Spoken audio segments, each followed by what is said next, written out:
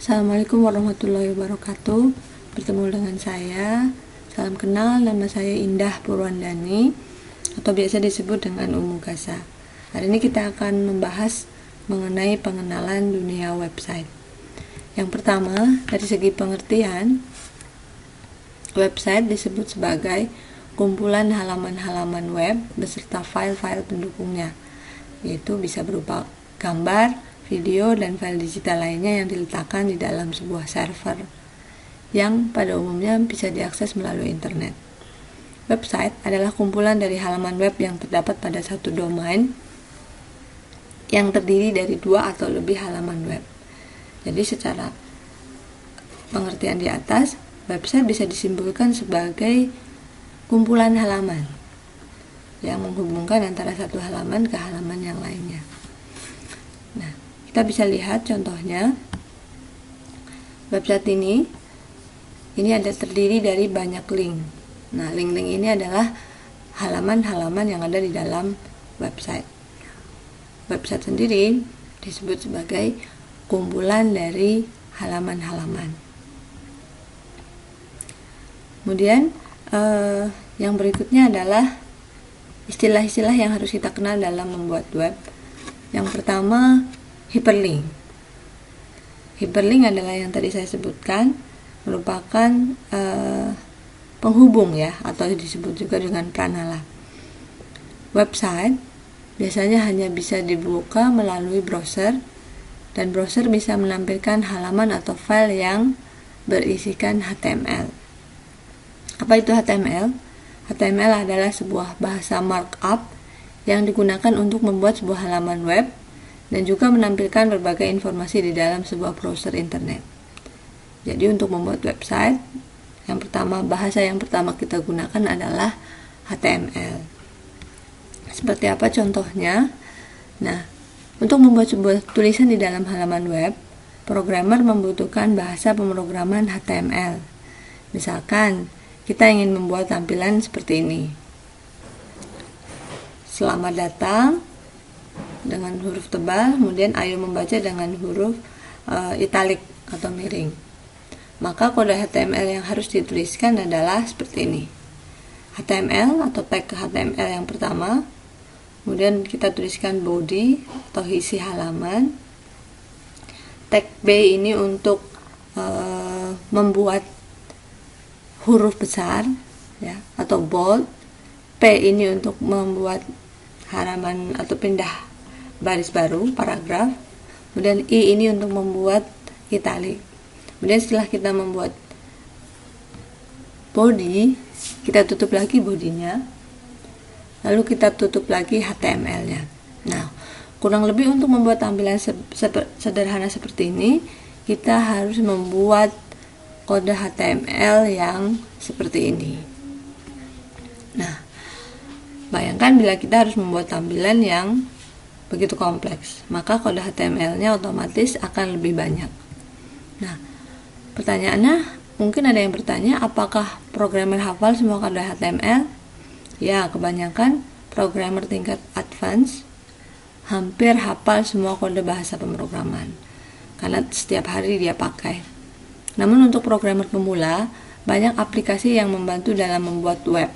Biasanya aplikasi seperti ini disebut dengan what you see is what you get, atau disebut juga dengan GUI atau Graphical User Interface. Contoh, untuk membuat web pemula bisa memakai program Microsoft Frontpage ataupun bisa menggunakan Macromedia Dreamweaver.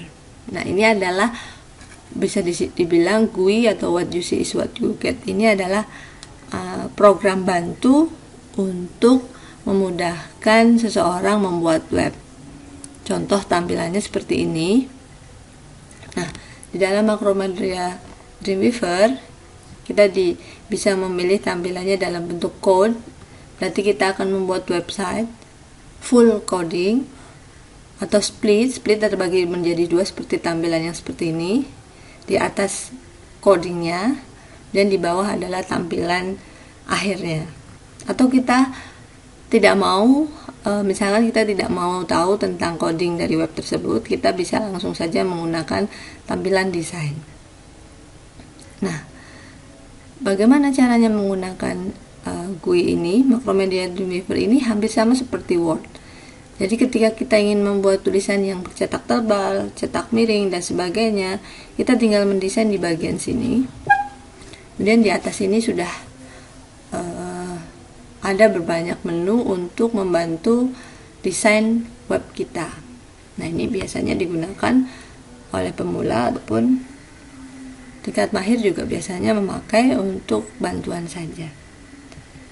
Nah, ada yang disebut dengan web statis dan juga web dinamis. Penggunaan HTML biasanya hanya untuk membuat web statis.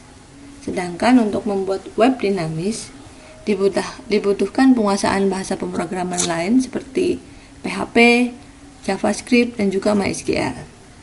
Apa bedanya web statis dengan web dinamis? Web statis adalah website yang dimana penggunanya tidak bisa mengubah konten dari web tersebut. Interaksi yang terjadi antara pengguna dan server hanyalah seputar pemrosesan link saja. Ya. Kemudian kalau web dinamis, ini interaksi yang terjadi antara pengguna dan server sangat kompleks. Seseorang bisa mengubah konten dari halaman tertentu dengan menggunakan browser. Kita biasanya menemukan web statis pada company profile, ya. Karena dalam company profile biasanya tidak mengizinkan pengunjung websitenya untuk beraktivitas, seperti misalkan mengisi formulir dan lain-lain. Meskipun sekarang sudah jarang sekali ada sebuah web statis, karena lebih banyak web dinamis. Contoh web dinamis, ketika Anda berkunjung pada sebuah website, kemudian di sana Anda bisa berinteraksi seperti mengisi formulir, mengisi buku tamu, kemudian melakukan polling dan sebagainya, maka website itu disebut sebagai website dinamis. Nah, berikutnya ada juga yang disebut dengan Content Management System. Content Management System adalah sebuah aplikasi web atau software web yang tujuannya untuk memudahkan dalam pengelolaan, yaitu dimulai dari upload, edit, ataupun menambahkan. Di sini dengan CMS kita tidak harus mempunyai pengetahuan tentang hal-hal yang bersifat teknis, ya, seperti mengetahui codingnya ataupun mengetahui bahasa-bahasa pemrograman yang banyak tadi. Nah, bahkan banyak yang bilang dengan CMS ini orang awam pun bisa membuat web. CMS sendiri terbagi menjadi beberapa macam. Contoh CMS ada untuk blog, ya, WordPress, Joomla, Lokomedia. Kemudian untuk forum, kita membuat forum bisa dengan Drupal atau PHP-BB. Kemudian untuk e-commerce ada website OpenChart, CMS OpenChart, PrestaShop, dan SendChart. Kemudian untuk CMS pembelajaran, kita mengenal ada yang namanya Moodle, Caroline, ataupun Atutor. Nah, CMS ini adalah kalau bisa dibilang sebagai produk jadi sebuah web, di mana kita tinggal mendownload gratis, kemudian kita bisa menggunakannya untuk website kita. Nah, kelebihan-kelebihan CMS diantaranya adalah waktu pembuatan websitenya cepat, ya, karena tidak menulis kode dan juga merancang database. Isi website bisa diubah oleh orang yang tidak menguasai pemrograman web, karena sudah disediakan standarnya. Kemudian banyak CMS yang tersedia gratis dan open source, ya, tidak berbayar. Banyak modul-modul tambahan untuk menambah fitur dari website. Kemudian kekurangan dari CMS adalah bentuk dan fitur websitenya mirip dengan website yang lain, ya, apalagi jika menggunakan CMS yang sama. Fitur dan fungsi website terbatas atau tidak 100% sesuai dengan keinginan pemilik website, karena sudah disediakan oleh CMS. Kemudian terbatasnya editing kode HTML ataupun PHP. Dan untuk website kecil, penggunaan CMS terlalu berlebihan karena terlalu banyak modul, banyak menu-menu yang tidak sesuai. Dan untuk website enterprise menggunakan CMS, fiturnya terlalu terbatas.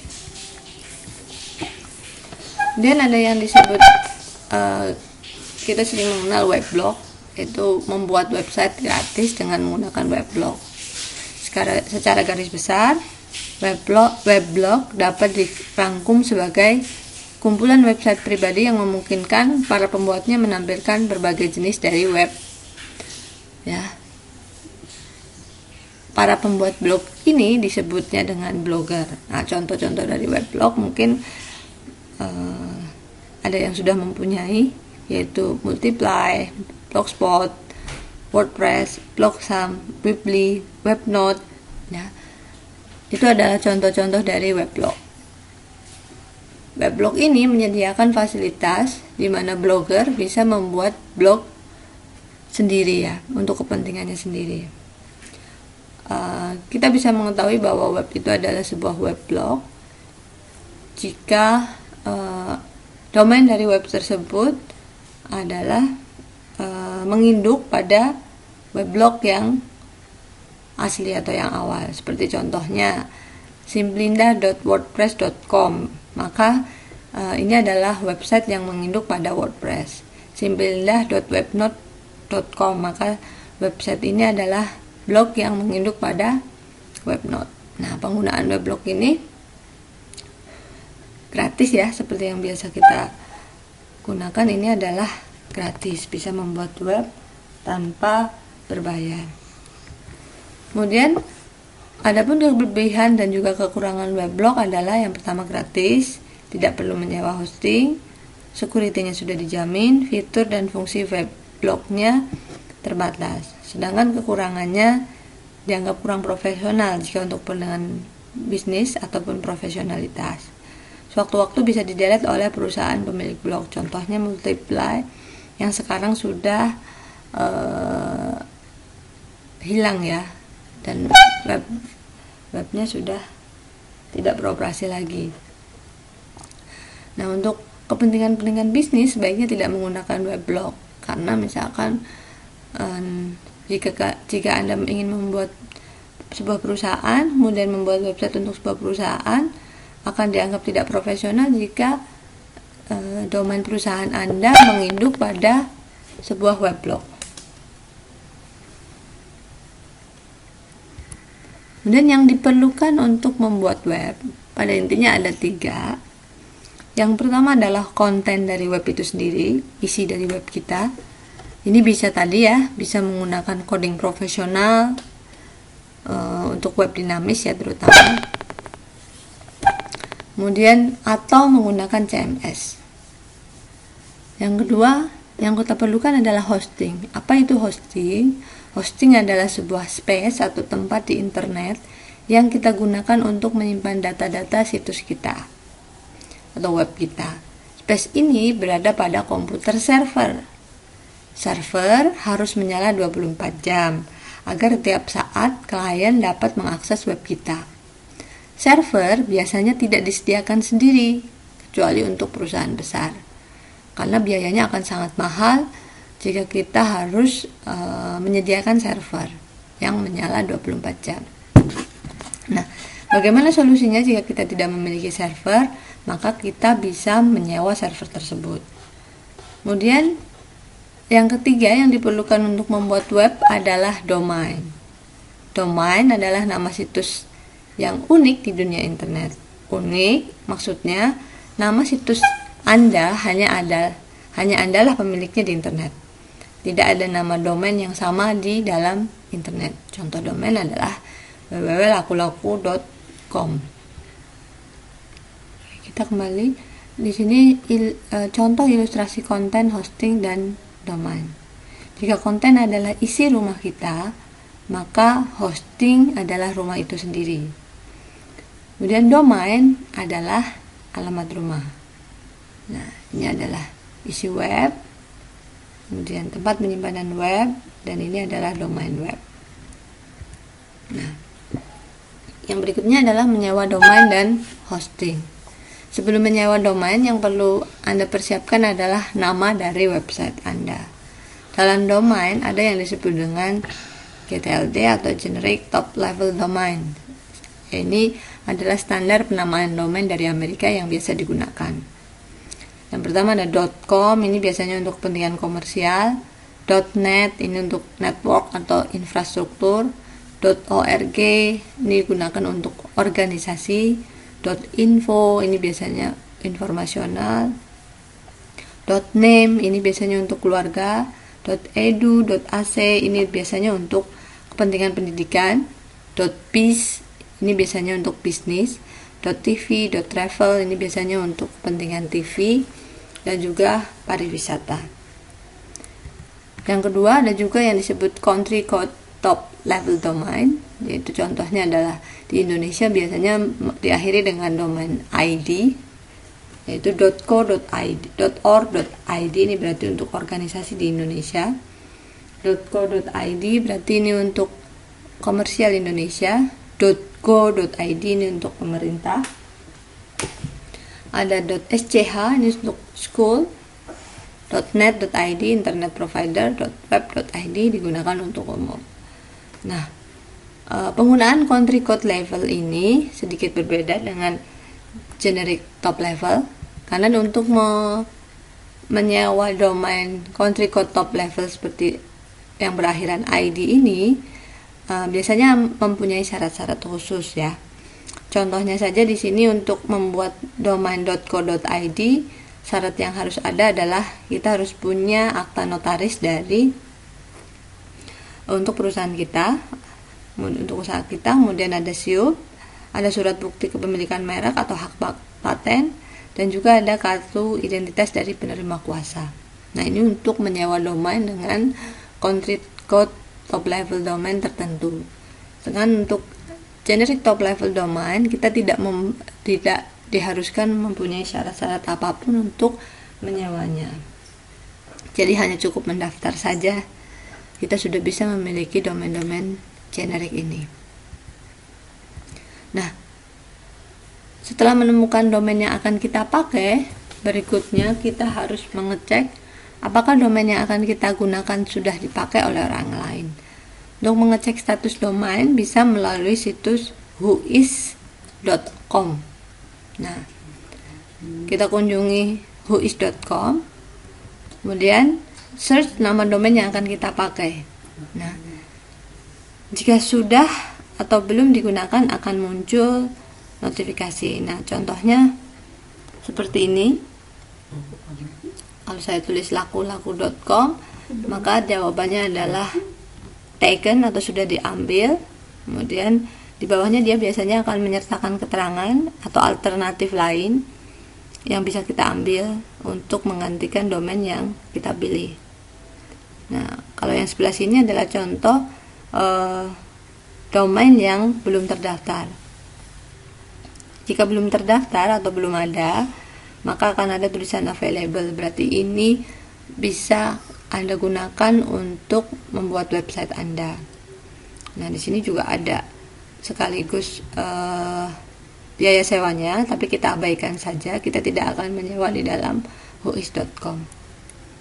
Ini pertama, kita mengecek domain kita yang akan kita gunakan.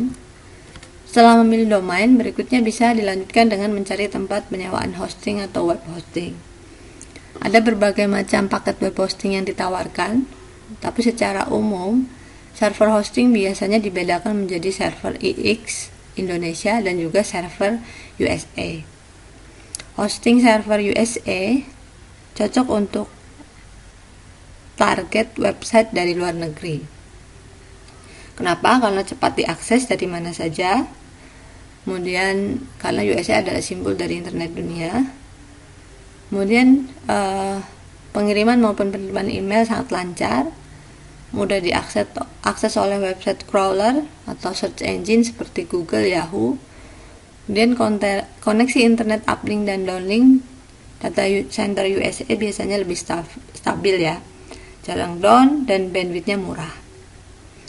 Kemudian kecepatan aksesnya dari luar negeri atau Indonesia kalah jika dibandingkan dengan server yang berlokasi di Indonesia. Ini satu-satunya kekurangan.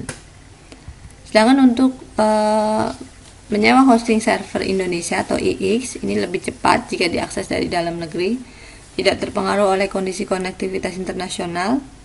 Bandwidth internasionalnya relatif lebih kecil, ya.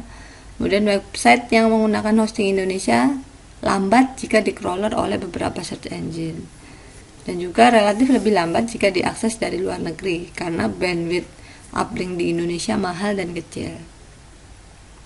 Nah, ini adalah perbandingan antara hosting USA, server USA ataupun hosting server Indonesia. Kalau menurut saya kesimpulannya, untuk target pasar Indonesia gunakanlah server IX. Namun jika Anda ingin target pasar internasional, bisa menggunakan server USA. Dari segi biaya, server USA sedikit lebih mahal dibanding IX, tapi ada juga yang sama saja. Nah, web hosting biasanya menyediakan beberapa pilihan. Menyewa hosting terpisah dari menyewa domain atau menyewa hosting free domain. Yang perlu diperhatikan dalam menyewa hosting adalah diantaranya space dan juga bandwidth. Space dikenal dengan kata lain space, ya. Ini adalah kapasitas maksimum yang diberikan untuk menyimpan sebuah file di web hosting. Jadi semakin besar space atau disk yang diberikan, maka semakin banyak pula data yang bisa kita simpan. Sedangkan bandwidth ialah limit maksimum data transfer atau data yang keluar dan masuk pada weblog yang diperbolehkan setiap bulannya. Jadi, apabila kuota bandwidth yang diberikan besar, maka weblog semakin mudah diakses. Namun, jika bandwidth yang diberikan kecil, maka bisa saja ketika baru pertengahan bulan, kuota bandwidth yang habis, maka pengunjung tidak bisa mengakses web kita. Ya, ini ada beberapa hal yang diperhatikan ketika menyewa domain dan hosting, yaitu besar space dan juga besar bandwidth.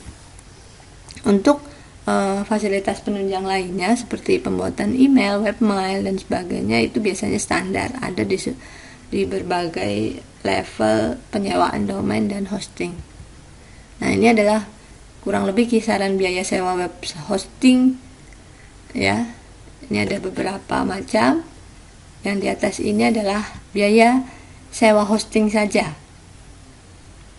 Jadi sewa tempatnya saja ini adalah untuk 50 MB dengan bandwidth 5.000, 70.000 harganya dan sebagainya. Kemudian jika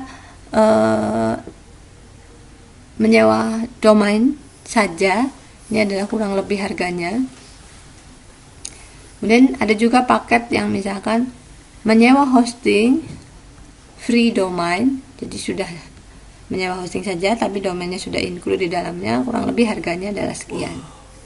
Sesuai dengan harga akan mengikuti sesuai dengan disk space dan juga bandwidth yang disediakan. Nah, ini adalah contoh kisaran biaya sewa, dan untuk setiap web hosting biasanya berbeda-beda satu sama lain. Nah, ini saya ambil dari dijaminmurah.com. Kemudian setelah menyewa hosting dan domain, alamat domain web Anda sudah bisa diakses. Contoh misalkan domainanda.com. Ketika Anda buka domainanda.com, maka sudah ada websitenya, maksudnya sudah bisa diakses, tapi websitenya masih kosong. Nah, ketika menyewa hosting, web hosting akan memberikan user dan password untuk mengakses cPanel. cPanel ini digunakan untuk mengatur website, membuat email, dan banyak hal lainnya seperti instalasi script. Nah, cPanel bisa diakses melalui domainanda.com/cPanel. Nah, menu-menu di dalam cPanel kurang lebih ada seperti ini. Mail, files, domain, database. Yang saya garis tebal adalah menu-menu yang biasa digunakan atau yang biasa digunakan untuk mengelola web ya, yaitu ada mail untuk membuat webmail, files, kemudian ini untuk menempatkan file-file web kita, domains ini untuk membuat subdomain, mengatur redirect web dan lain-lain. Kemudian ada database ini untuk mengelola database web. Nah, setelah kita menyewa hosting dan juga menyewa home domain, yang berikutnya adalah menyiapkan konten dari web. Pilihannya tadi ada dua, kita mau coding sendiri menggunakan PHP, HTML, JavaScript ataupun yang lainnya, atau menggunakan CMS.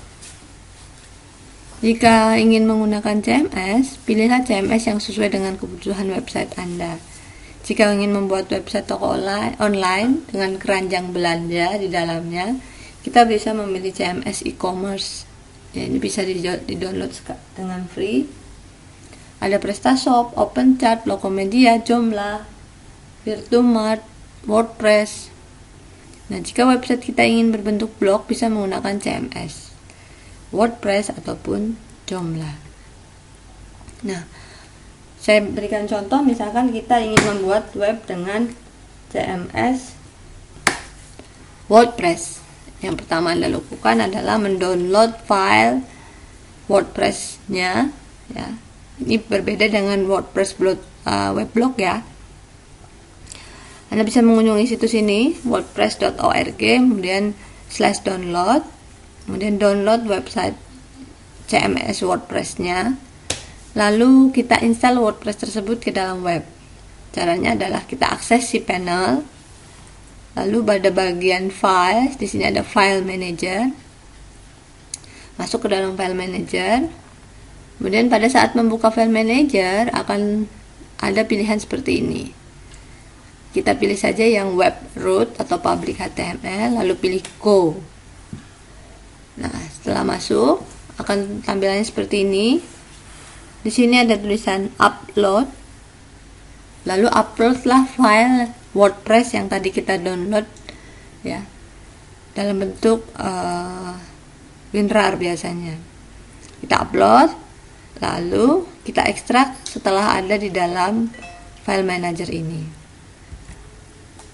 Nah, isi dalam folder WordPress yang kita install biasanya adalah sebagai berikut ya.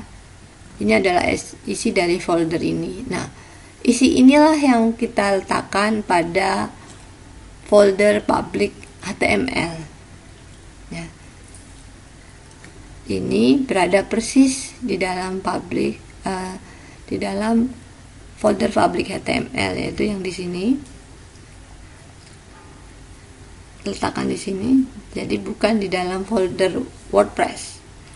Folder WordPress-nya bisa kita tinggalkan, lalu isinya kita pindahkan ke bawah public HTML. Nah, setelah mengekstrak atau mengupload file web, berikutnya kita membuat database ya. Cara membuat database, kita bisa pilih menu database di dalam si panel, lalu pilih MySQL database atau MySQL database wizard. Di sini ada pilihan create database.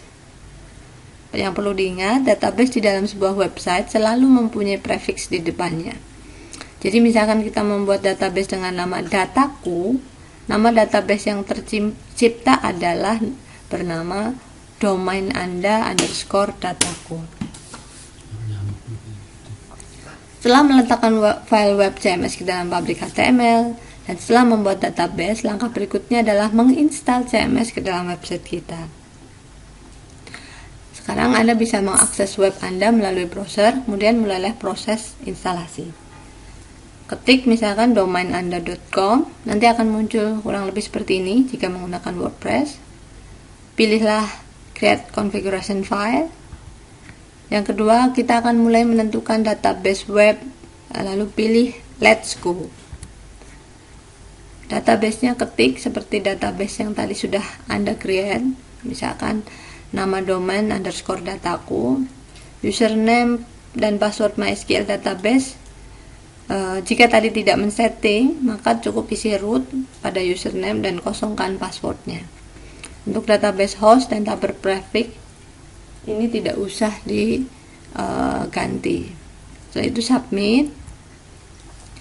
Nah, kemudian mulailah menginstal WordPress. Tahap yang berikutnya ini adalah menentukan nama dari situs kita. Kemudian username ini adalah, dan juga password email ini adalah yang digunakan sebagai admin dari website. Setelah mengisi data admin, maka selesai. Lalu pilih login. Nah, setelah berhasil menginstal, Anda bisa mulai mengelola web melalui ruang admin, memposting isi web, artikel, galeri, dan juga mengatur tampilan web. Nah, ini udah berarti seperti ini website Anda sudah jadi. Nah, sebelum saya akhiri, saya coba contohkan. Nah,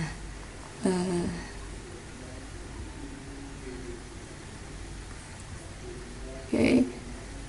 Jika Anda sudah menginstal web, tampilan utama dari web Anda kurang lebih seperti ini, tampilan awal dari WordPress Anda. Nah, ini adalah tampilan awalnya, masih sangat polos. Berikutnya Anda bisa mulai mengelola melalui ruang admin. Kalau untuk WordPress, biasanya ruang adminnya sama alamatnya, yaitu kita tinggal tambahkan di belakang domain dengan wp/admin, ya. Lalu enter. Kita akan diminta password untuk masuk ke ruang admin. Password ini adalah yang tadi kita masukkan ketika meng-create admin, lalu login. Nah, ini adalah ruang admin di mana Anda bisa mulai mempost artikel, kemudian membuat page, mengelola komen, mengatur tampilan dan sebagainya melalui bagian admin ini. Nah, kurang lebih seperti itu sharing web kali ini. Semoga bermanfaat. Assalamualaikum warahmatullahi wabarakatuh.